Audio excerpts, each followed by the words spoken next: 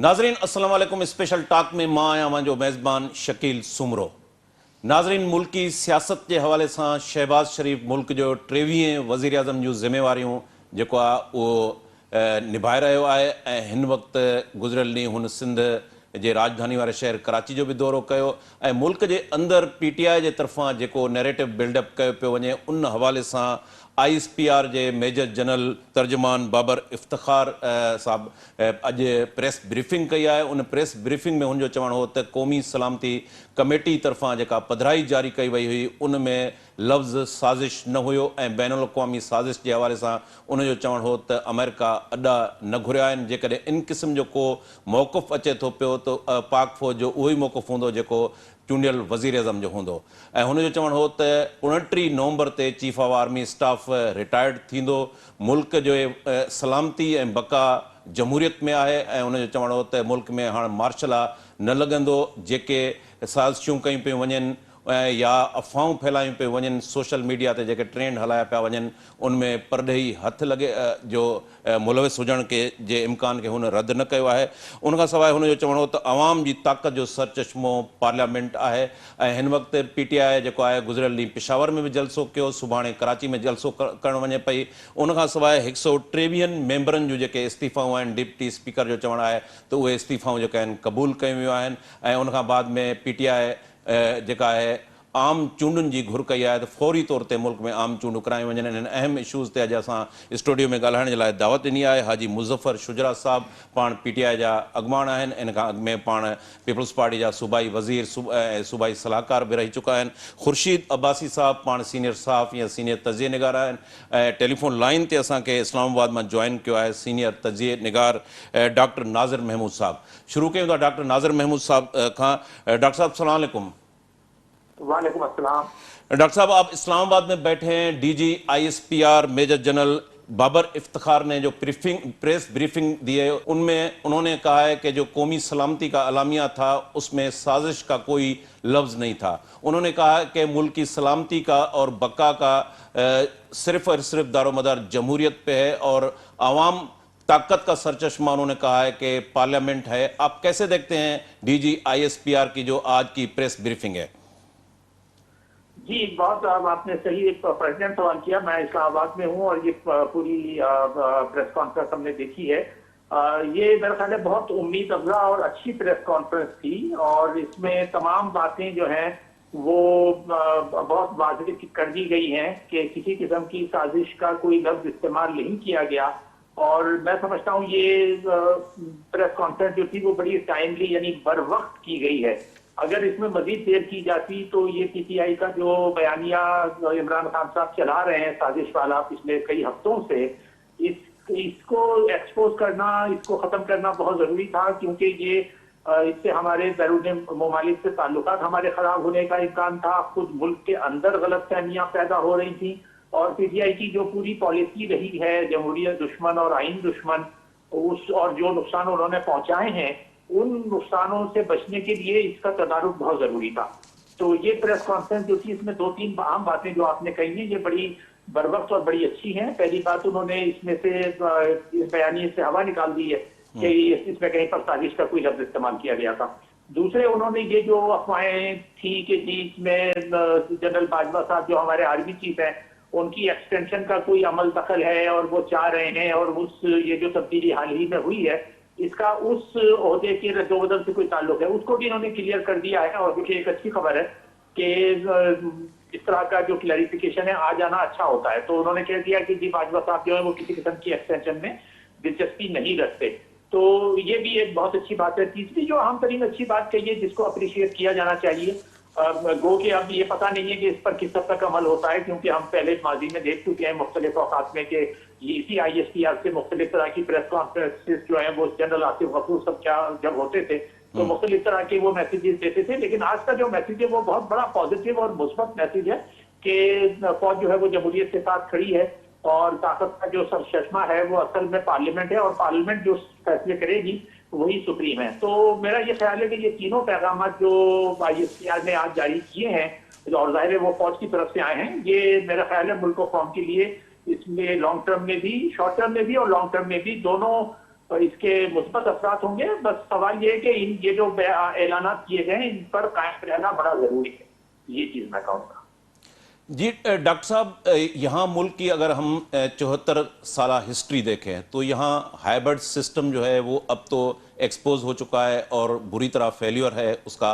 आप समझते हैं कि मुल्क में अब जो सियासी अमल, जमहूरी अमल शुरू हुआ है, आने वाले वक्त में ये इकोनॉमिकल जो क्राइसिस हैं, पॉलिटिकली अनस्टेबिलिटी है, हम उससे निकल पाएंगे?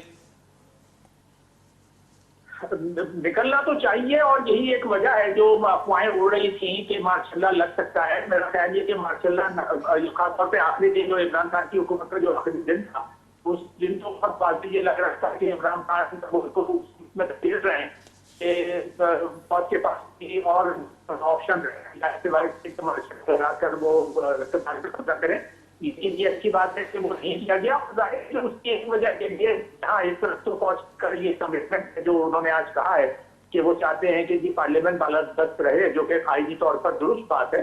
लेकिन इसकी एक वजह ये भी है कि आईनी या अपना माशी तौर पर मुल्क जो है वो बिल्कुल दिवालिया होने के करीब पहुंच चुका है।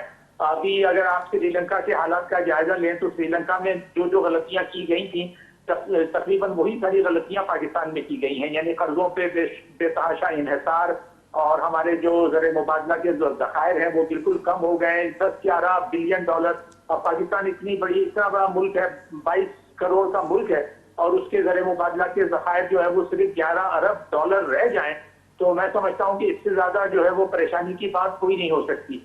तो मईशत तो हमारी बहुत तबाही के दहाने पे इमरान खान साहब ने पहुंचा दी है। अब इसको इस तबाही के दहाने से वापस लाना और मईशत को अपने पैर पे खड़ा करना, ये इसमें जाहिर है नई हुकूमत की ये जिम्मेदारी होगी। लेकिन मुझे खुशी इस बात की है कि जो नया सेटअप आया है इसमें जरदारी साहब का अगर कल का आप इंटरव्यू देखें तो उन्होंने बहुत ही मुदब्बराना अंदाज में चीजों को देखा है और मसाइल के हल करने की कोशिश की है। और यही तो मैं हम देख रहे हैं कि नए वजीर आजम शहबाज शरीफ साहब जो हैं वो खुद एक अच्छे एडमिनिस्ट्रेटर के तौर पे मशहूर है, और जिस तरह से तेजी से उन्होंने काम शुरू किया है, तो मैं तमाम इस तबाही के इम्कानात के बावजूद इस बारे में पुरुम्मीद हूँ कि जब हुकूमत अच्छा काम करेगी और कोलिशन की जमातें जो मखसूस हुकूमत की हैं वो हुकूमत का साथ देंगी, तो बिल्कुल इस बात का इम्कान है कि मुल्क जो है वो माशी बहरान से निकल आए। लेकिन उसमें हमें जाहिर है बैरून मुल्क ममालिक से मदद लेने की जरूरत तो होगी। अब देखना ये है कि जिस तरह से पहले हुआ मुख्तलिफ औकात में कि हमने कुछ सऊदी अरब से लिया, कुछ चीन से लिया, कुछ अमेरिका से लिया, कुछ IMF से लिया, तो ये तो करना पड़ेगा। यानी अभी फौरी तौर पर उससे तो जान नहीं छूटती, लेकिन पहला टारगेट यही होना चाहिए कि कहीं से भी थोड़े बहुत पैसे मिल जाएं तो हमारी कम अज कम सांस तो लेने लगे ना। अभी तो बिल्कुल ये जिसको कहते हैं ना कि सकरात के आलम में है, इसको लाइफ लाइन पे वापस लेकर आना है। और मैं समझता हूँ ये कामयाब हो जाएगा। मौजूदा सेटअप जो है इसको अगर फौज की और अदलिया की हिमायत की और कोलिशन जमातों ने साथ दिया तो ये मईशत हमारी दोबारा सांस लेने लगेगी, और बिल्कुल मुमकिन है कि साल 1.5 साल में हम एक बेहतर पोजीशन में आ जाएं। डॉक्टर साहब, PTI ने अभी जो पब्लिक पावर शो करना शुरू किए हैं, पेशावर में आम जलसा किया, कल कराची में जलसा करने जा रहे हैं, और उसी के साथ साथ PTI के 123 जो MNAs हैं उन्होंने इस्तीफा डिप्टी स्पीकर के पास जमा करवाए थे, वो उन्होंने इस्तीफा कबूल कर लिए हैं। तो आप समझते हैं इससे कोई सियासी बहरान होगा, अर्ली इलेक्शन की तरफ हम जाएंगे? उनकी डिमांड यह है कि फौरी तौर पर इलेक्शन करवाए जाएं। मेरा ख्याल है कि यही जो लॉ एंड ऑर्डर की सिचुएशन ये क्रिएट करना चाह रहे हैं, यही वजह बनी है कि ISPR ने आज प्रेस कॉन्फ्रेंस की है। क्योंकि ये जो बयानिया है PTI का है वो ज्यादा उसका फोकस इसी पर है कि जी वो मेरे खिलाफ साजिश हो गई। तो जाहिर है फौज भी नहीं चाहती कि पाकिस्तान जो है वो माशी तौर पर दिवालिया हो, और लगता यही है कि फौज चाहती है कि ये जो अभी नया सेटअप आया है ये किसी तरह मुल्क को संभाले, मुल्क की मईशत को निकाले। तो उसके लिए फौज को ये जरूरी हो गया कि वो ये प्रेस कॉन्फ्रेंस करके PTI को और इमरान खान साहब को ये पैगाम दे दें कि भाई आप मसले क्रिएट न करें। लेकिन मुझे लग नहीं रहा है कि PTI, क्योंकि जो इनका माजी रहा है PTI का और खुद इमरान खान साहब का, इनमें सोचने समझने की सलाहियत बिल्कुल नहीं है। ये खुद पसंद आती हैं और ये जो खुद इनके अपने दिमाग में जो बात आती है उसी पर ये फैसला करते हैं और उसी पर चलते हैं। तो ये जो मुल्क को इस मजीद एजुकेशन की तरफ ले जा रहे हैं, देखिए जलसे करना हर एक का हक है, जैसे कल जरदारी साहब ने भी अपने इंटरव्यू में कहा था कि जी प्रोटेस्ट करना जमहूरी हक है, लेकिन पहला ये सवाल है कि वो जलसे जुलूस जो भी आप कर रहे हैं वो पुरअमन हो, और दूसरी बात ये कि आवाम के आराम में और जो रोजमर्रा जिंदगी है उसमें किसी भी शहर में खलल ना पड़े। अगर ये खलल डालेंगे तो हम इसके मुतहम्मिल इस वक्त नहीं हो सकते कि हमारी जो अमन व अमान की सूरत हाल है वो खराब हो, और फिर उस सूरत में रियासती इदारों को मजीद आगे बढ़कर इनसे सख्ती से निपटना पड़ेगा। जो करप्शन इन लोगों ने की है तो उनमें जो इनके सीधा सीधा रहनुमा है उनको बिल्कुल मुमकिन है कि उनकी गिरफ्तारियां हों और उन पर केस चलाए जाए, क्योंकि खुद इमरान खान साहब भी बिल्कुल क्लीन जो इन्होंने पेश किया था वो है नहीं। इनके पास इनके ऊपर इल्जामात हैं और बड़े संगीन इल्जामात हैं मुख्तलिफ करप्शन के।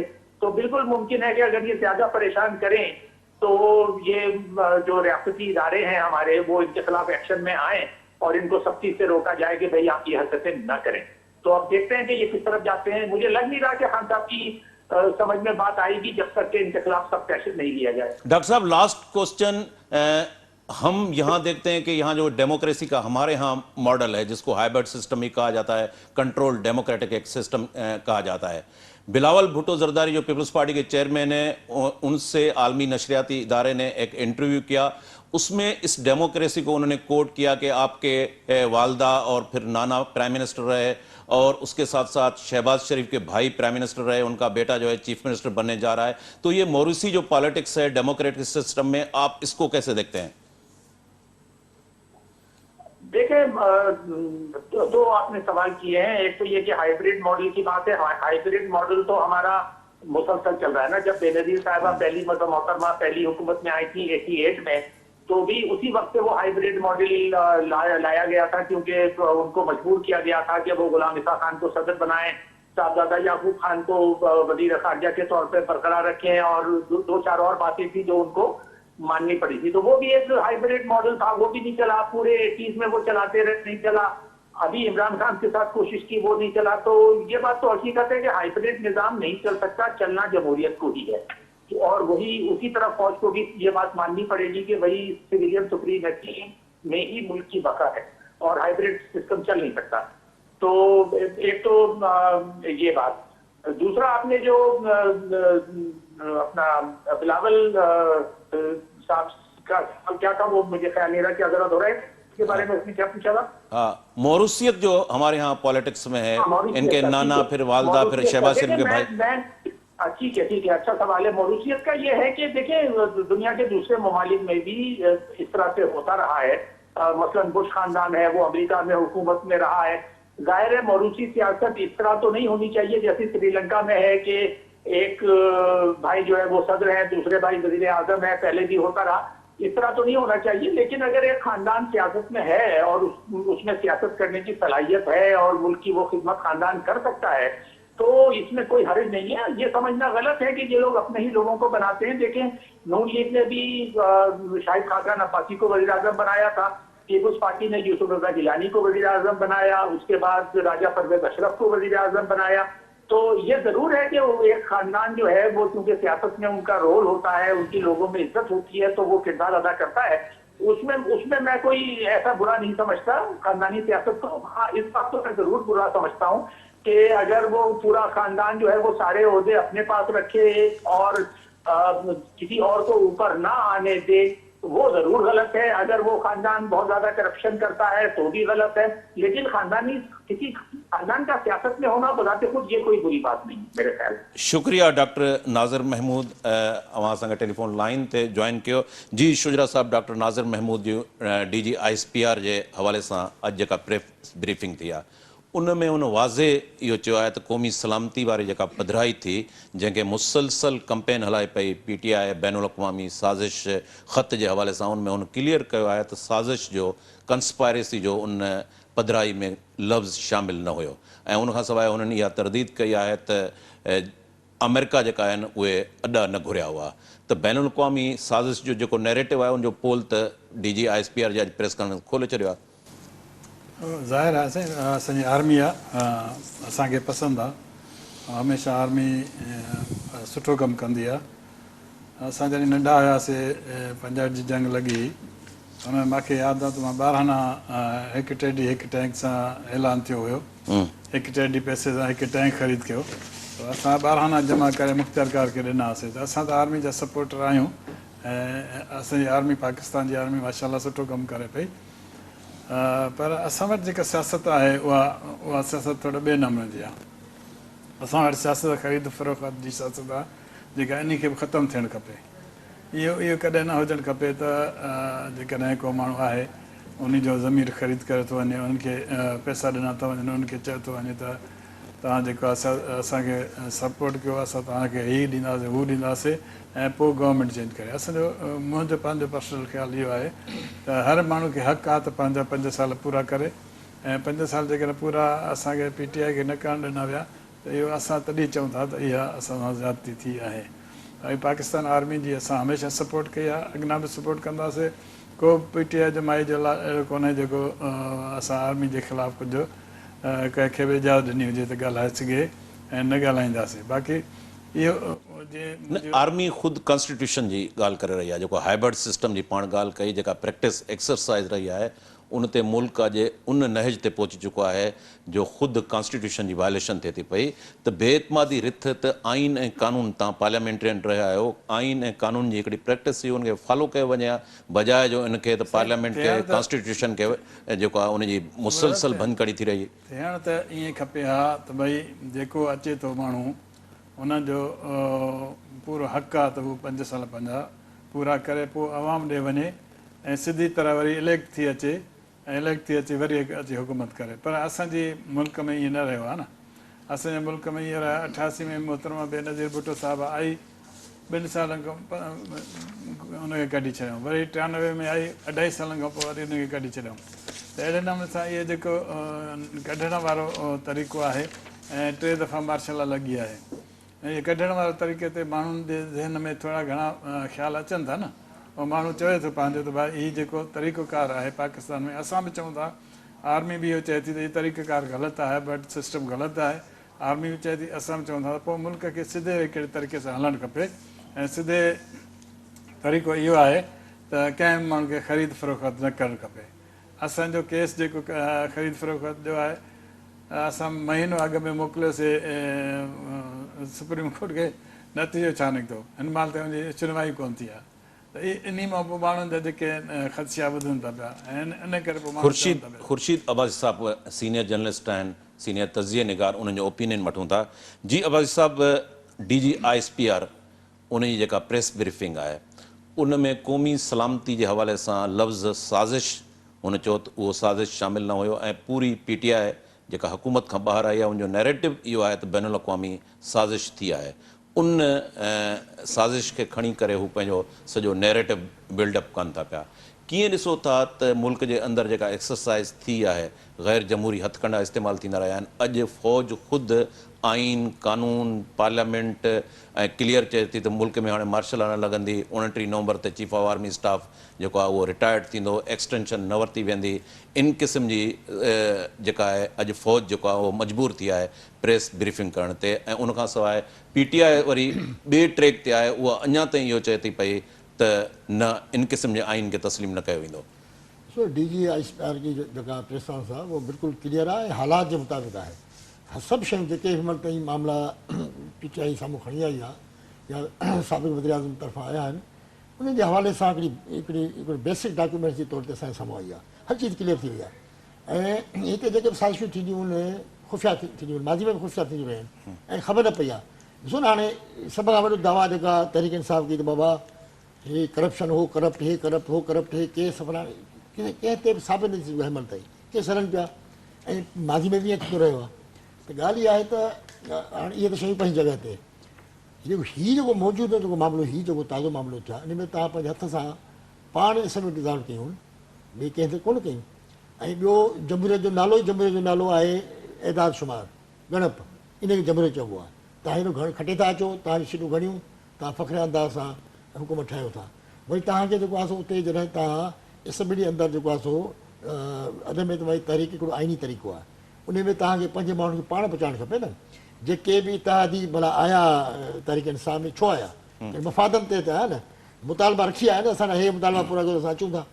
हाणे ॿियनि बि हुनखे वधाउ ॾींदा असांजी तव्हांजे तव्हांजा मुतालबा असां पूरा कंदासीं त इहो जेको सिस्टम जेको आहे उनखे क़बूल करणु खपे मां सम्झो सभ खां वॾी जेका ग़लती आहे इमरान ख़ान जी उहा इहा आहे त हुन सिस्टम में क़बूल कोन्ह कयो उनजे ख़िलाफ़ु मज़ामत कई ऐं मज़ामत बि ग़ैर आइनी गैर तरीक़े सां तव्हांखे ॻाल्हि इहा आहे त हलो भला हितां ई तव्हांखे छॾे विया पर तव्हांजा जेके पंहिंजा माण्हू आहिनि जिन खे तव्हां खटायो तव्हांजे सिस्टम जो हिसो उहे तव्हांखे छो छॾे विया इहो वॾो सुवालु आहे तंहिंजे करे इहे जेके सभु शयूं आहिनि त मां सम्झां थो इहे जेको जेका ताज़ी प्रेसां थी आहे फ़ौज जे तरफ़ां हिकु हिकु शइ खे साज़िशुनि जे हवाले सां जेको कुझु तरीक़े सां दावा कई जेका प्राइम मिनिस्टर दावा कई या जिन दावानि जे तहत हाणे खणी तहरीक ते हलनि पिया उन में कुझु न बचियो आहे हाणे हर शइ क्लियर थी वई आहे ऐं उनखां पोइ ख़त मोकिलियो वियो जेको डिप्टी स्पीकर जेको आहे सो लड़ायो सभ जे अंदरि उहो अदालत खे पहुची वियो आहे हाणे उन ते बि जेको आहे ॾिसो प्राइम मिनिस्टर जेका पहिरीं तक़रीर कई मियां शहबाज़ शरीफ़ हुन चयो भई जेका इहा वाक़ई साज़िश आहे इन में असां इनवॉल्व आहियूं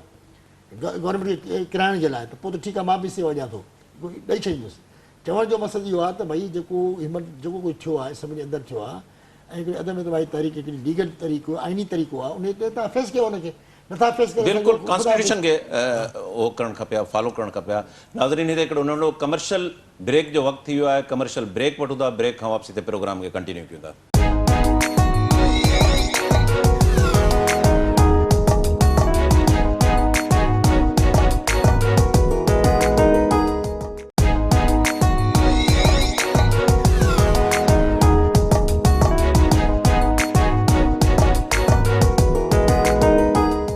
वेलकम बैक नाज़रीन जी शुजरा साहब तव्हां आइन जी ॻाल्हि कई त वज़ीर अज़म खे आइनी तौर ते 5 साल मिलणु खपंदा हुया हिन वक़्तु 123 MNS जेके आहिनि इस्तीफ़ाऊं डिप्टी स्पीकर वटि जमा करायूं ऐं डिप्टी स्पीकर चए थो त असां उहे इस्तीफ़ाऊं क़बूल करे छॾियूं आहिनि त हिन वक़्तु आइनी रस्तो इहो आहे त बाय इलेक्शन करायूं वञनि पर PTI इहा घुर करे रही आहे त फौरी तौर ते जनरल इलेक्शन कराई वञे तव्हां पाण आइन कॉन्स्टिट्यूशन जी ॻाल्हि कयो था आइनी तौर ते जेकॾहिं हीअ असेंबलियूं 5 साल मुदो पूरो कनि थियूं त इहो जेका तव्हां वारी ॻाल्हि आहे आइन वारी त उहा सही न आहे असां त चऊं था पहिरियों पाण अपोज़िशन वारा चवंदा हुआ त भई अचो इलेक्शन करायो अचो इलेक्शन करायो जंहिं वक़्तु TV खोल त हर नुमाइंदो इहो चवंदो त भई इलेक्शन करायो हाणे जॾहिं असां चऊं था इलेक्शन करायो त पोइ छो नथा माना कराइनि तव्हां साॻियो ऑपोज़िशन जे ट्रैक ते अची वियो न न मतिलबु छो नथा कराइनि पोइ हाणे जेकॾहिं न माना हीअ तव्हां मञो था त अपोज़िशन जी जेका पहिरें घुर हुई उहा सही हुई असां त हुन लाइ तयारु थियासीं न उहो तव्हां त हुनखे रिफ्यूज़ कयो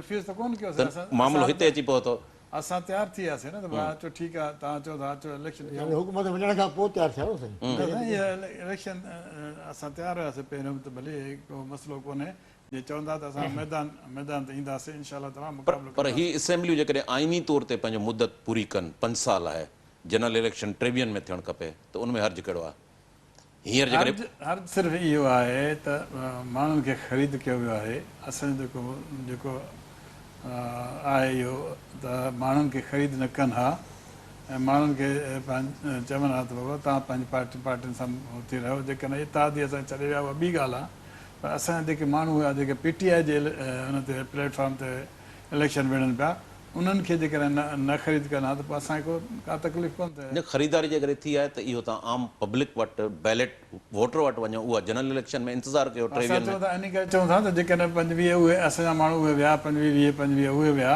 प्लस असां 123 असां ॾियूं था इस्तीफ़ा ॾियूं था प्लस जेकॾहिं सूबाई असेंबलियूं में इस्तीफ़ा ॾियनि त उहे 300-400 माण्हू इलेक्शन कीअं थींदी ऐं इलेक्शन वारा चवनि था हाणे त 7 महीना 8 महीना असांखे टाइम खपे हुन जे लाइ सेंसस ज़रूरी आहे हीअं हूअं आहे असांखे त इहो चयो वियो भई सेंसस ज़रूरी आहे सेंसस खां सवाइ असां कीअं हल्काबंदी कीअं कंदासीं हल्काबंदी थी यानी हींअर तव्हांजी डिमांड आहे त फौरी तौर ते इलेक्शन कराई वञे असांजी बिल्कुलु डिमांड आहे त फौरी तौर इलेक्शन कई वञे जी अब्बास साहब PTI हिन वक़्तु हू इहो सम्झनि था त हुननि जो जेको टेम्पो आहे जलसा थियनि पिया पब्लिक में तमामु घणो आहे जेकॾहिं 5-4-8 महीना ॿिया वञनि था ज़ाहिर आहे त उहो टेम्पो डाउन थींदो हिन वक़्तु 123 MNS जेके आहिनि उहो डिप्टी स्पीकर जे दावा मूजिबि त उन्हनि इस्तीफ़ा जमा करायूं ऐं उहे इस्तीफ़ाऊं हाणे क़बूल थी विया आहिनि हींअर आइनी ऐं क़ानूनी तौर ते ज़ाहिर आहे इलेक्शन कमीशन वटि इहो मामिलो वेंदो फौरी तौर ते बाय इलेक्शन अफोर्डेबल आहे मुल्क जी इकनॉमिकल जेका सूरत हाल आहे उन में ही हिन बहरान खे तव्हां कीअं था ॾिसो, कीअं इनखे उहो कयो वेंदो? ज़ाहिर आहे मथां पंजाब में MPS बि ॾेई सघनि था, KPK में, या हिते सिंध में बि ॾेई सघनि था PTI जा। इलेक्शन कमीशन जो तकिड़ो वाज़े मौक़ो अची वियो आहे त हुननि हल्का बंदियुनि जे हवाले सां जेका ॻाल्हि कई आहे त उहा पंहिंजी जाइ ते, लेकिन अचानक आम इंतिखाबात मां सम्झां थो त हुन लाइ मुमकिन आहे फौरी तौर ते इहो वॾो हिकिड़ो मसइलो आहे। ज़मीनी इलेक्शन त थी सघनि थियूं, तव्हां होॾा होॾा किथे किथे कराईंदा वेंदो, एडजस्ट कंदा वेंदो शयुनि खे, पर 300-400 जेकॾहिं MPS ज़िमनी इलेक्शन त माना हुन सां बहरान न थींदो, ऐं मथां वरी 23 में वरी ॿीहर इलेक्शन कराइजो। तव्हांखे ख़बर आहे त हिननि हिज़्ब इख़्तिलाफ़ वारनि धमकी ॾिनी कंहिं ज़माने में त भई असां इस्तीफ़ा ॾींदासीं, उन ते इमरान ख़ान साहिब जो बयानु आयो असां ज़मीनी इलेक्शन कराईंदासीं, तव्हां वरी इस्तीफ़ा ॾियो। इहे शयूं थींदियूं रहंदियूं आहिनि, हिकिड़ी सियासी वेड़ में दाव पेच हूंदा आहिनि, पर हिन मुल्क जेको आहे मुल्क जो वॾो नुक़सानु आहे। तव्हां हीअ जेको 5 साल मां सम्झो पूरा थियणु खपनि, ऐं जेको नओं प्राइम मिनिस्टर आयो आहे उनखे त मौक़ो ॾियणु खपे, छो की तव्हां हिन जेको मुइशत जी हालत तबाह थी वई आहे, तव्हां वटि जेको आहे सो ज़रिए वग़ैरह कोन्हे, तव्हांजूं हालतूं तमामु फ़र्क़ु, तव्हां कर्ज़नि में मुल्क खे कारो करे छॾियो आहे, ऐं महांगाई उरूद थी आहे, हालतूं तव्हां ॾिसो था मुल्क जूं छा आहिनि।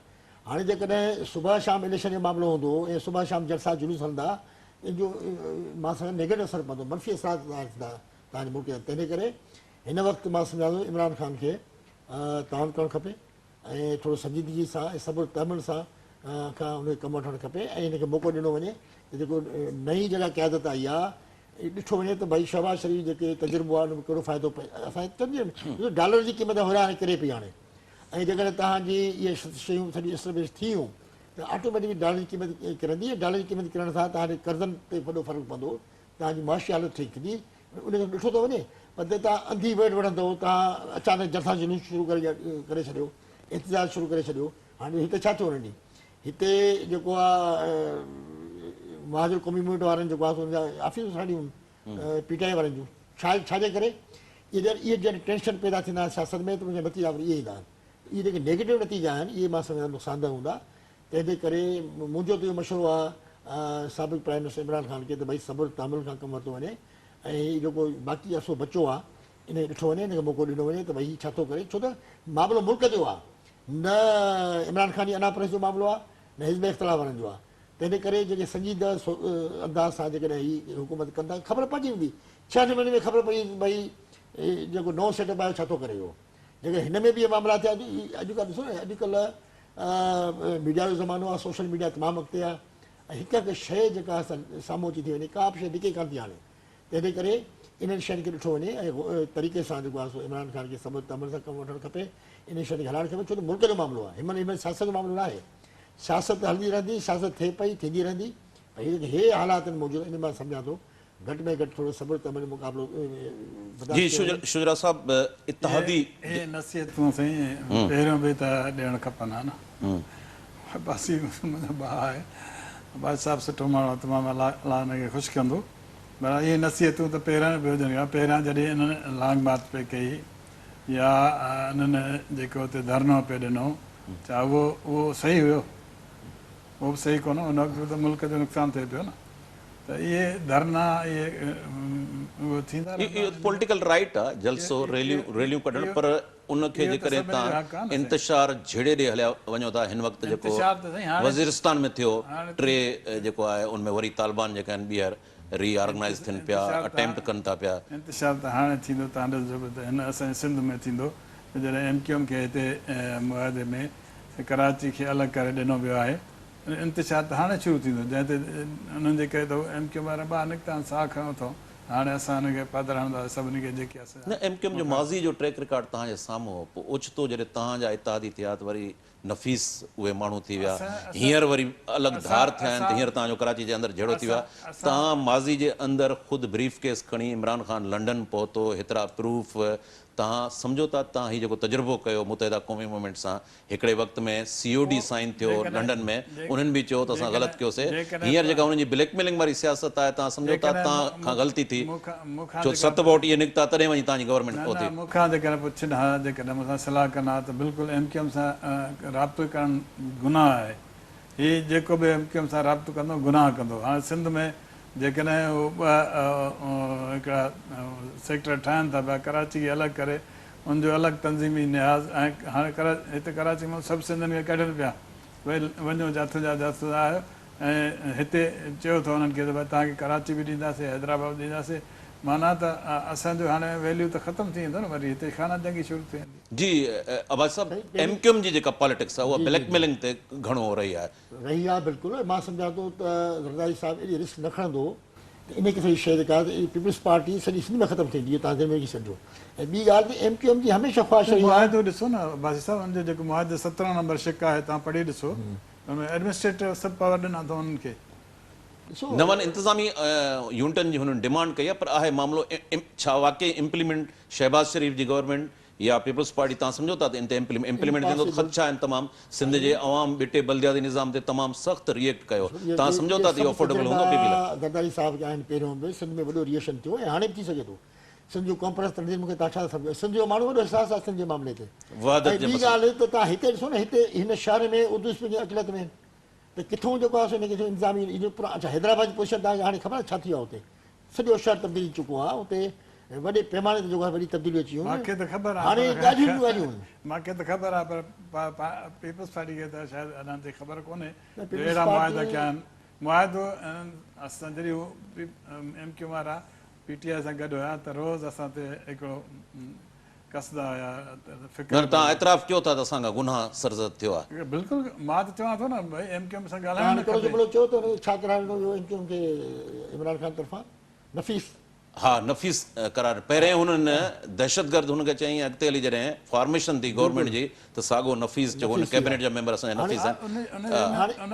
अब्बासी साहिब खां तजियो वठो त पोइ वरी शुजरा तव्हां नफ़ीस जन खे तव्हां नफ़ीस करायो, नफ़ीसनि सां हुननि जेको आहे सो इताद कयो आहे, ग़लती आहे। पर हाणे ग़लती ॾिसो न, ग़लती तव्हां बि कई, हे बि कनि था, हिकिड़ी नंढी सियासत आहे न। पर MQM जो ॾिसो, MQM जो इहो इन हद ताईं त ठीकु आहे त भई हुननि खे जेतिरियूं सीटूं मिलनि थियूं या हिन शहर में अंदरि जंहिं ज़िले में हुनजी असियत आहे बल्दियाती निज़ाम जे हवाले सां उनखे मिलणु खपे, हिन में कहिड़ी ॻाल्हि आहे? इहे त घटि में घटि हुनजो एतिरो हक़ हुनजो तस्लीम करणु खपे।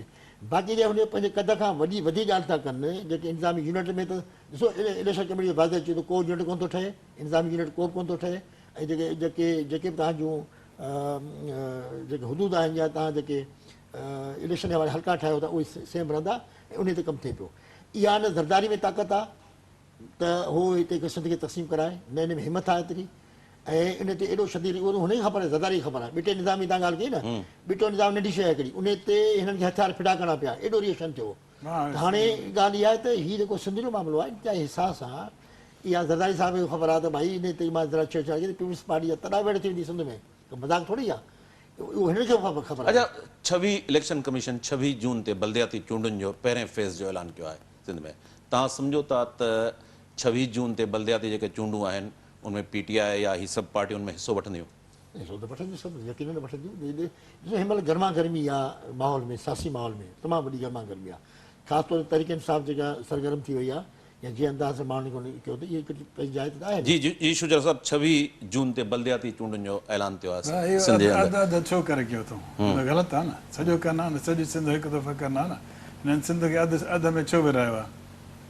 इहा ई त इलेक्शन कमीशन वारनि जी हराम पाई आहे न, जेका हुननि ज़ाहिर कया। इन में असांखे जेको ख़दशो थिए थो त सिंध खे असांखे शायदि डिवीज़न में कनि था पिया, डिवाइड कनि था पिया, जंहिंमें असां चऊं था इहो ग़लति आहे। डिवाइड थियणु कंहिं बि क़िस्म सां असां बर्दाश्त कोन कंदासीं त सिंध को डिवाइड बिल्कुलु कंहिंखे बि बर्दाश्त न करणु खपे, सिंध जो अवाम कंहिं बि सूरत में बर्दाश्त न कंदो। हाणे मुआहिदो जेकॾहिं थियो आहे, मुआहिदो क्लियर अचे, सभिनी खे ख़बर पए, ऐं मुआहिदे खे डिस्ट्रीब्यूट कजे सही सिंध में, त ख़बर पए त छा हिननि मुआहिदो कयो आहे ऐं छो इलेक्शन कमीशन अधु कराए थी पई, इलेक्शन फुल छो नथी कराए? अच्छा, 26 जून ते जेका पहिरें मरहले में मुख़्तलिफ़ डिस्ट्रिक्ट्स आहिनि उनमें PTI उनजो बाइकाट कंदी या PTI हिसो वठंदी बल्दियाती चूंड? इलेक्शन विढ़ंदासीं, बिल्कुलु विढ़ंदा, 100% विढ़ंदा। अच्छा, हीअ जेके 153 वारे सीटुनि ते डिप्टी स्पीकर जेके आहिनि उहे इस्तीफ़ाऊं क़बूल कयूं आहिनि, तव्हां सम्झो था त उहे आइनी ऐं क़ानूनी तौर ते छा आहे त फौरी तौर ते इलेक्शन कमीशन उनखे बाय इलेक्शन कराईंदी? जेकॾहिं बाय इलेक्शन कमीशन फ़ैसिलो करे थी त छा उन बाय इलेक्शन में PTI हिसो वठंदी? इहो त पार्टी फ़ैसिलो कंदी, इहो इमरान ख़ान साहिबु फ़ैसिलो कंदा। न, पार्टी त डिमांड कई आहे जनरल इलेक्शन जी। जनरल इलेक्शन जेकॾहिं नथा थियनि, बाय इलेक्शन थियनि था त पोइ पार्टी फ़ैसिलो कयो त पोइ हुन में सभिनी खे तव्हांजो एज़ ए पॉलिटिशियन तव्हां एडवाइस छा कंदव? तव्हांजी असां हिन पार्टी जे असां नथा करे सघूं त पार्टी छा थी चाहे, पार्टी जेको चवंदी असां उहो करण लाइ तयारु आहियूं। बाक़ी रहिसाल इहा त इलेक्शन मुंहिंजी डिमांड इहा आहे या त पूरे सूबे सिंध में थियणु खपे, सूबे सिंध खे विरहाइणु न खपे। ईअं विरहाए करे अधु इलेक्शन हेॾे थिए थी, अधु इलेक्शन होॾे थिए, इहो ग़लति आहे। इन में काफ़ी जेके आहिनि असांखे ख़दशा वधी था वञनि त शायदि सिंध खे जेको आहे डिवाइड थो कयो वञे, ऐं सिंध खे डिवाइड कयूं त पोइ असांजो जीअण कहिड़ो फ़ाइदो आहे? पोइ त असांखे हिन अॻ में या त मरी वञणु खपे या वरी मुक़ाबिलो करणु खपे। जी अवा साहब, पॉलिटिक्स जे अंदरि आइन ऐं कानून में उनजो तरीक़ेकार ॾियण लाइ, पर असां ॾिठो आहे त 73-74 सालनि में हिते मज़हब जो कार्ड जेको आहे उहो इस्तेमालु कयो वियो आहे सियासी मक़सदु हासिलु करण जे लाइ। हीअ इन क़िस्म जी जेका प्रैक्टिस आहे, इन क़िस्म जो जेको सेंटिमेंट्स आहे, जनरल ज़िया जे दौर में उनजो ॿिज चिटियो वियो ऐं पोइ उनजो असां नतीजो ॾिठो, अॼु ॾींहं ताईं असां उनखे भोॻियूं था पिया। क्लाशनकोफ, हीरोइन, तालिबान, मज़हबी एक्सट्रीमिज़म जे हवाले सां तव्हां सम्झो था त हिन क़िस्म जी जेको जमहूरी अमल जेको आहे उहो हींअर ISPR जो तर्जुमान पाण पाक फ़ौज बि मञी रही आहे, जमहूरी जेको अमल आहे उनखे कंटिन्यू कयो वञे। त हिन क़िस्म जी जेका प्रैक्टिस थिए थी पई, मज़हबी कार्ड खे इस्तेमालु कयो वञे थो, त तव्हां सम्झो था त उनजा हिन स्टेट जे अंदरि, मुल्क जे अंदरि नाकारी असर पिया आहिनि? तमामु घणा पिया आहिनि, छो त ॾिसो मां इहा पहिरीं ॻाल्हि कया त जेके सियासी तजुर्बा कया विया हिते घणा कया विया, सिंध में ख़ासि तौर कराची मर्कज़ हुअण जो, ऐं जेके डिवाइड रूल वारी पॉलिसी जेका अंग्रेज़नि इख़्तियार कई पंहिंजे ज़माने में, हिननि खां घणो कुझु थी वियो आहे हवाले सां। तव्हां ॾिसो मज़हबी नफ़रतूं हिकिड़ी प्लान ते जेको आहे सो उनखे ऑर्गनाइज़ कयो वियो। अहिड़ी तरह लिसानी, तबक़ाती, मुख़्तलिफ़ असां हिक में वेठा असां हिक में शक था कयूं केरु कहिड़े पाणी में केरु छा आहे। ॻाल्हि आहे त तव्हां हिते सिस्टम खे बिल्कुलु नाकारा बनायो। हिकिड़े कम्युनिस्ट पार्टी खे तव्हांखे ज़माने में जो नज़ीर आबादी जॾहिं शहीद थियो या जे दौर में, त कम्युनिस्ट पार्टी वारे ॻोल्हे ॻोल्हे मारे वियो। भई हिकिड़ो उर्दू स्पीक कयईं, हिकिड़ो सिंधी, हिकिड़ो पंजाबी, हिकिड़ो पठान या बलोच, पाण में छो वेहंदा? उन बुनियाद ते की हिकिड़ो कॉमन नज़रियो हूंदो, उन ते गॾु वेहंदा। जे कॉमन नज़रियो न हूंदो त छो वेहंदा गॾु? तव्हां त इतो ई डिवाइड रूल करे छॾियो। त हिन करे हाणे उहो डिवाइड रूल तमामु घणो थी वियो आहे। हाणे शायदि अॼु फ़ौज बि इहा ॻाल्हि महसूसु करे पई, इहे शयूं ख़तमु थियणु खपनि ऐं जमहूरी तर्ज़ अपनाइणु खपे सियासतदाननि खे बि ऐं इदारनि खे बि, सभिनी खे। त हिन करे इहे शयूं मां सम्झां थो त जेके पुराणा तजुर्बा उहे नाकाम थी विया आहिनि। हाणे नए अंदाज़ सां शायदि हीअ रियासत अॻिते वधे पई, ऐं जेकर इन में अॻिते न वधंदी हाणे बि त अञा वधीक नुक़सान थी सघनि था, छो जो असांजे पुराणा तजुर्बा आहिनि उहे ॾाढा ख़तरनाक आहिनि। नफ़रतूं जे बुनियाद ते असां वटि सियासत कराई वई, हिकिड़ी नंढी शइ खे हिकिड़ी वॾी करे पेश करे ऐं अॻिले माण्हू खे नीचो हेठि। लास्ट क्वेश्चन शुजरा साहब, Islamabad high court election commission खे हुकुम ॾिनो आहे त फॉरेन फंडिंग केस जो 30 ॾींहंनि जे अंदरि फ़ैसिलो कयो वञे। जेकॾहिं फॉरेन फंडिंग केस जो फ़ैसिलो अचे थो, साबित थी वञे थो, पूरी PTI जेका आहे नाइल थी वञे थी, त उन नतीजे में तव्हांजी हिकमत अमली कहिड़ी हूंदी? ज़ाहिर आहे पोइ असां सोचींदासीं त असांखे छा करणु खपे। अहिड़े नमूने सां जॾहिं पीपल्स पार्टी ते थियो हुयो, तव्हांखे यादि आहे त पीपल्स पार्टी ॿिनि तीर ऐं हुन ते तलवार जे निशान ते इहो हिकिड़ो वॾो मसइलो थियो हो। त हाणे बि जेकॾहिं मसइलो थियो त पोइ ज़ाहिर आहे पार्टी वेही करे सोचींदी छा करणु खपे, ऐं थी सघे थो वरी जीअं 4P 3P थी वियो त असांजे बि का मसइलो नई पार्टी अची वञे नए नाले सां। 123 ॼण इस्तीफ़ा ॾिनियूं न, उन्हनि में बि इख़्तिलाफ़ आहिनि। घणा चवंदा भई इस्तीफ़ा वापसि थी सघे थो, घणा वञी दरख़्वास्त हुजनि भई असां इस्तीफ़ा क़बूल कई वञे, इहो थी सघे थो। घणी शयूं आहिनि, त हिन करे अञा त हिन महिल चइबो आहे न घमसान की लड़ाई जेका लफ़्ज़ हूंदो आहे, त हिन महिल इहा पोज़ीशन आहे, इहा छानबीन थींदी। महिरबानी, हिते असांजे प्रोग्राम जो वक़्तु पुॼाणी खे पहुतो। हाजी मुज़फ़र शुजरा साहब तव्हांजी महिरबानी, ख़ुर्शीद अब्बासी साहब तव्हांजी महिरबानी। इस्लामाबाद मां टेलीफोन लाइन ते असांखे डॉक्टर नाज़िर महमूद जॉइन कयो, संदसि बि महिरबानी। नाज़रीन, ईंदड़ प्रोग्राम में वरी कंहिं ॿिए उनवान सां हाज़िर थींदासीं, तेसिताईं ॾींदा इजाज़त। अल्लाह वाहे।